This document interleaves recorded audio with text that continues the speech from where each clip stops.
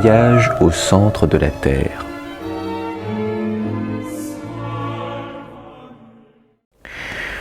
Mon oncle, le professeur Lindenbrock, était un original. À peine est-il rentré ce soir-là dans notre maison de Hambourg que je l'ai entendu crier « Axel, suis-moi » Tout surpris que je ne sois pas déjà dans son bureau, il a repris « Tu n'es pas encore là ?» Il était professeur de géologie dans une grande université et courait d'un projet à l'autre. Il s'est assis dans son vieux fauteuil de cuir, un ouvrage entre les mains. « Quel livre ! Quel livre !» répétait-il en roulant de grands yeux sous son front osseux. Sans doute, ai-je observé.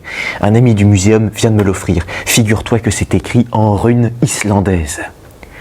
À cet instant, un parchemin jauni a glissé du livre et s'est retrouvé au sol. Mon oncle l'a ramassé prestement et l'a ouvert sur son bureau. Une fois déplié, ce manuscrit pouvait faire 30 cm de long sur 20 de large et était couvert de caractères étonnants et autres figures inconnues.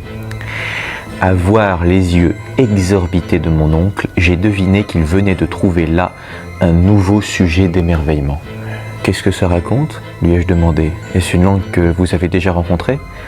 À ce moment-là, Marthe, notre servante, a passé une tête à la porte pour nous annoncer d'une voix enjouée « Monsieur Lindenbrock, Axel, vous pouvez venir quand vous voulez, la soupe est servie. » Que n'avait-elle pas dit ? Entrant en fureur, mon oncle a levé les yeux au ciel en hurlant « Oh diable, la soupe, celle qu'il a faite, et ceux qui la mangeront !»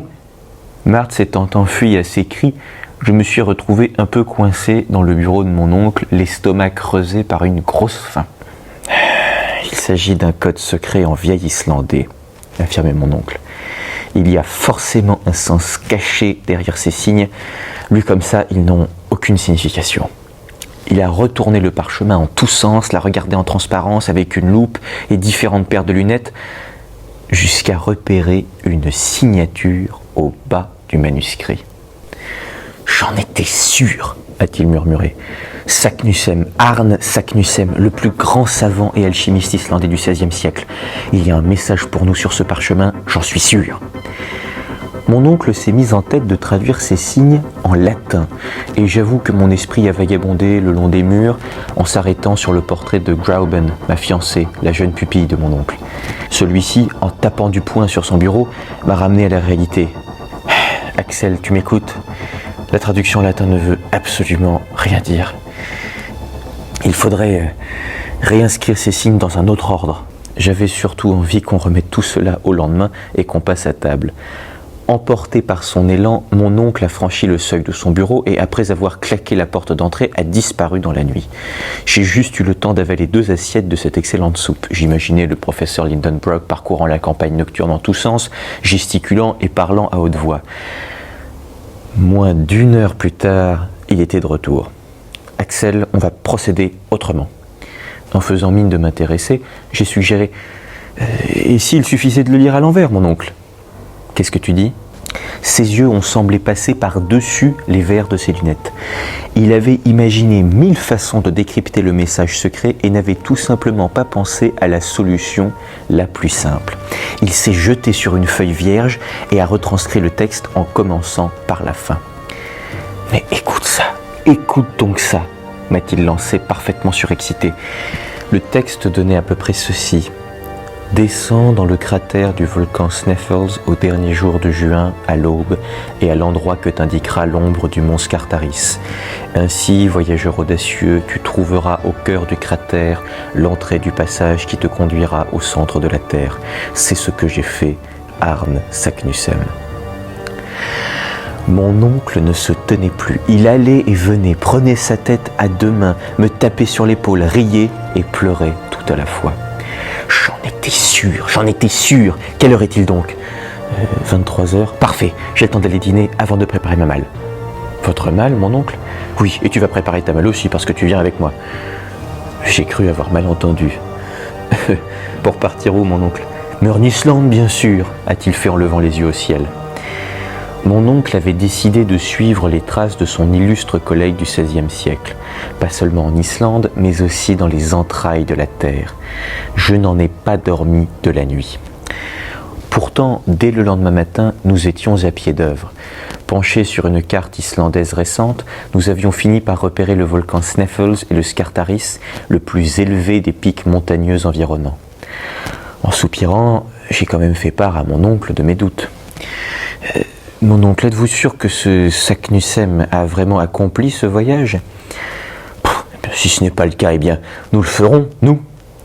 J'étais bien le neveu d'un illuminé. J'espérais au moins que le volcan ne serait pas en activité lorsque nous nous engagerions dans le cratère. Lorsque Grauben, ma belle amie, est venue nous rendre visite cet après-midi-là, et qu'elle nous a trouvés plongés dans nos malles, elle n'a pas eu l'air surprise. Alors que, lui serrant les mains avec empressement, je lui expliquais la nouvelle folie de mon oncle, elle m'a souri tendrement. « Ce sera là un beau voyage », a-t-elle assuré. Tandis que je commençais à balbutier quelques bêtises amoureuses, elle a mis son doigt sur mes lèvres pour me faire taire. « Oui, Axel, un voyage digne du neveu d'un savant, dont tu sortiras grandi et célèbre. »« Axel, nous a interrompu mon oncle, ta malle n'est pas prête. » Le professeur Lindenbrock a passé son après-midi à entasser les objets les plus divers et à passer commande de ceux qui lui manquaient en hurlant à tout propos. Grauben a pris congé. Je ne savais pas quand nous nous reverrions, ni même si notre destin était de nous revoir un jour. Mais je n'ai pas eu une seconde pour me lamenter. « Crois-tu qu'on se rend si facilement en Islande ?» m'a demandé le professeur. « Il faut partir maintenant, passer par Copenhague, attraper le seul bateau pour Reykjavik, et surtout ne pas le rater parce que sinon, nous arriverions trop tard pour voir l'ombre du Skartaris atteindre le cratère du Sneffels. » Puis, tout s'est accéléré. À la gare de Hambourg, d'abord, où nos nombreux colis ont été transportés, pesés, étiquetés. Puis à la gare de Copenhague, ensuite, où l'on s'est livré aux mêmes opérations, mais dans l'ordre inverse. Lorsque nous avons pris le chemin du port, je ne savais plus s'il faisait jour, nuit ou autre chose. Ce n'est qu'en m'étendant sur ma couchette, à bord de l'Eleonora, notre steamer, que j'ai enfin pu plonger dans un lourd sommeil après plus de 24 heures de veille. Est-il utile de préciser que mon oncle, lui, ne dormait pas, marmonnant sans fin dans la cabine, parcourant en tous sens la carte de l'Islande, comme s'il avait dû la reproduire de mémoire. Dans la nuit, notre bateau est passé au large de l'Écosse et des îles Féroé, si bien qu'au matin, nous sommes arrivés en vue de ces côtes désolées et battues par 1000 vents contraires, le sud de l'Islande, la baie de Reykjavik. Sitôt le débarcadère annoncé, le professeur était sur le pont, grand, sec, colérique, enthousiaste, tendant le bras vers le nord. « Regarde, Axel, le Sneffels !» En effet, une montagne à 2 sommets jumeaux s'élevait à l'horizon, un double cône couvert de neiges éternelles. Nous étions à 2 doigts de notre objectif, autrement dit 2 à 3 jours de marche.